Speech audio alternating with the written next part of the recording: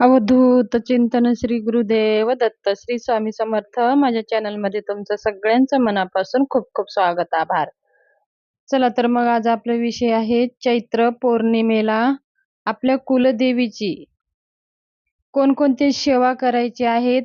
तसेच चैत्र पौर्णिमा म्हणजे ह्या पौर्णिमेला लक्ष्मी मातेची पूजा करणे अत्यंत महत्त्वाचं आहे.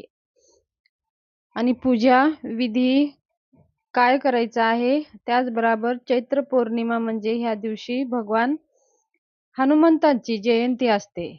तर सगळं आज मी ह्या व्हिडिओमध्ये सविस्तर सांगणार आहे. व्हिडिओ स्किप करू नका, पूर्ण पहा. सर्व पौर्णिमा विशेष असतात, तरीही पण हनुमान जयंती चैत्र पौर्णिमा साजरी केली जाते. त्यामुळे चैत्र पौर्णिमेचा महत्त्व दुप्पट होतो.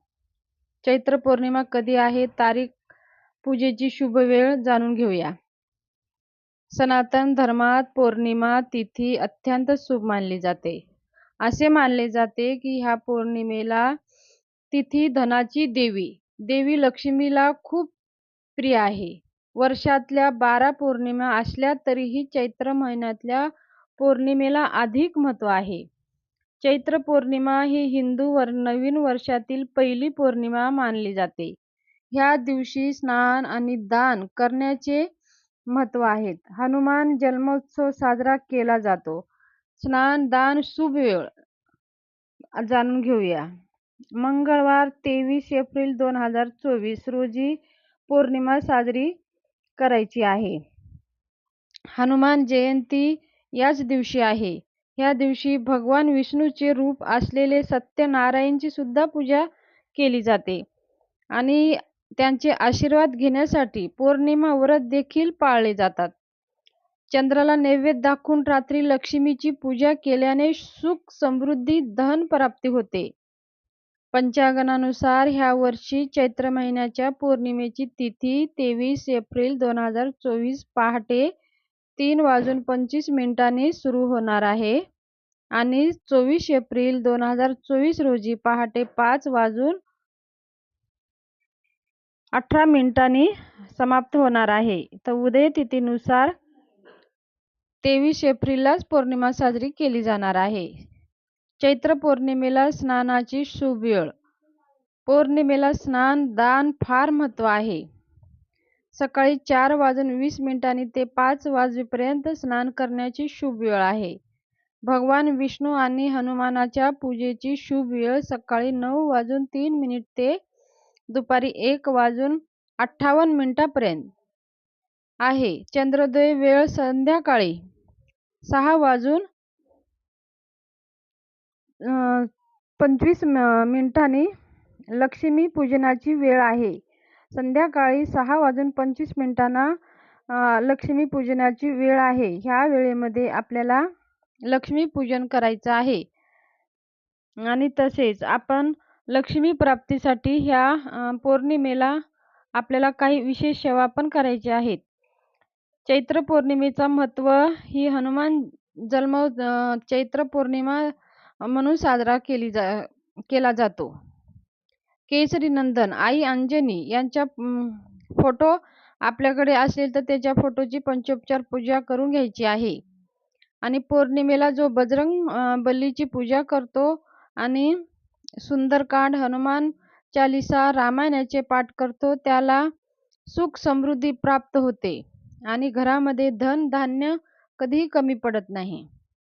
श्री हनुमान स्वतःचे प्रत्येक संकटातून रक्षण करतात आणि तसेच जीवन ऐश्वर्य प्राप्त होते. पौराणिक मान्यतेनुसार चैत्र पौर्णिमेच्या दिवशी शिवाजी महाराजांची सुद्धा पुण्यतिथी असते असे मानले जातात. चैत्र पौर्णिमा कृष्ण देवाने रास लीला केली आणि सर्व गोपिकांसोबत कृष्णाने रात्रभर नृत्य केले होते. ब्रजमध्ये केलेल्या या उत्सवास महारास असेही म्हणतात. म्हणून पौर्णिमेला सूर्यास्तानंतर चंद्र पूर्वेकडून उगविताना मोठ्या आकाराचा दिसतो. म्हणून पौर्णिमेच्या दिवशी दान धर्म तसेच चंद्रदेव प्रसन्न होतात.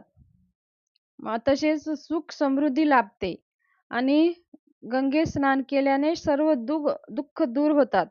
ह्या दिवशी तुळशी मातेची विशेष पूजा केल्याने लक्ष्मी माता प्राप्त होते आणि घरामध्ये कृपा सदैव त्यांचं राहते. तीर्थयात्रा केल्याने स्नान करणे आणि दान करणे याचे फार पुण्य प्राप्त होते. ह्या दिवशी चंद्रदेवाची सुद्धा पूजा करण्याची मान्यता आहे. ह्या दिवशी रात्री चंद्राची पूजा करून, चंद्राला नैवेद्य दाखवून, धूप-दीप ओवाळून चंद्रदेवाचा कृपा आशीर्वाद प्राप्त करण्यासाठी चंद्राची पूजा केली जाते. असे केल्याने घरामध्ये सुख समृद्धी राहते आणि घरात कधीही धन कमी पडत नाही. तसेच चैत्र पौर्णिमा एक अलगच महत्त्व आहे. ते विशेष महत्त्व आहे. म्हणून ह्या दिवशी आपल्या कुलदेवीची ओटी भरायची आहे. चैत्र नवरात्री हे संपले असल्या चैत्र नवरात्रीमध्ये कुलदेवीची ओटी भरणे शक्य झाले नसेल, तर तुम्ही पौर्णिमेला देवीची ओटी भरायची आहे. जर तुमच्या जवळपास कुलदेवीचा फोटो असेल, मंदिर असेल, तर मंदिरात जाऊन भरायचं आहे. मंदिर नसेल तर आपण आपल्या घरच्या कुलदेवीला टाकासमोर आपल्याला देवीची ओटी भरायची आहे. ओटी कसं भरावे ते माझा व्हिडिओ आलेलाच आहे, तरी मी एकदा सांगते. नारळ, खण, विडा आणि तांदूळ म्हणजे पान, सुपारी, लवंग, विलायची, 11 रुपये दक्षिणा एका ताटामध्ये सगळं मांडून, जसं आपल्या समोर एक स्त्रीची आपण ओटी भरतो त्या प्रकारे देवी आई भवानी आपल्या समोर बसलेली आहे अशी एक कल्पना करून देवीची ओटी भरल्यासारखं भरायची आहे. आणि ते दुसऱ्या दिवशी साहित्य ते काढून ठेवायचं आहे. धान्यात गहू, घेतलेले धान्य गव्हात टाकायचं आहे. पैसे पैशात ठेवायचं आहे आणि नारळ प्रसाद म्हणून आपण घ्यायचा, फोडून घरच्या घरी खायचा आहे. अशा प्रकारे आपल्याला कुलदेवीची ओटी भरायची आहे. तसेच लक्ष्मी प्राप्तीसाठी उद्या आपल्या कुलदेवीचं मूर्ती असेल, टाक असेल किंवा श्रीयंत्र असेल, तर ह्या वरती आपल्याला कुंकुमार्जन करायचं आहे. कुंकुमार्जन कसं करायचं आहे? आपल्या मूर्ती असेल, देवीची लक्ष्मी मातेची जर मूर्ती असेल तर एका ताटामध्ये मूर्ती घ्यायची आहे आणि धूप, दीप, गंध, पुष्प, नैवेद्य दाखवून ओवाळून घ्यायचा आहे. आणि आपल्या करंगळी शेजारच्या 2 बोटांनी, अंगठ्याने 3 बोटांनी आपल्याला कुंकू घ्यायचं आहे थोडं थोडं. आणि आपल्याला जो लक्ष्मी मातेचा मंत्र येत असेल किंवा श्रीसूक्त तुम्हाला येत असेल, जर कोणताही मंत्र येत नसेल तर ओम श्रीम श्रीये नमः या मंत्राचा जप करत किंवा ओम ऐं ह्रीं क्लीं चामुंडाय विच्चे या मंत्राचा जप करत सुद्धा पायापासून ते डोक्यापर्यंत थोडं थोडं कुंकू अर्पण करायचं आहे. मंत्र म्हणत राहायचं आहे आणि कुंकू अर्पण सारखं थोडं थोडं कुंकू अर्पण करायचं आहे. मग आपल्या 108 वेळेस अशा प्रकारे करून ते सगळे झाल्याच्या नंतर ते कुंकू काढून एका डब्बीत भरून ठेवायचं आहे आणि दररोज ते कुंकू आपल्या कपाळी लावायचं आहे. अशा केल्याने आई भगवतीची कृपा अखंड आपल्यावर राहते, सौभाग्य, आरोग्य चांगले राहते. तर ही छोटीशी माहिती शेअर करायची होती. माहिती कशी वाटली, आवडली असेल तर सबस्क्राईब जरूर करा.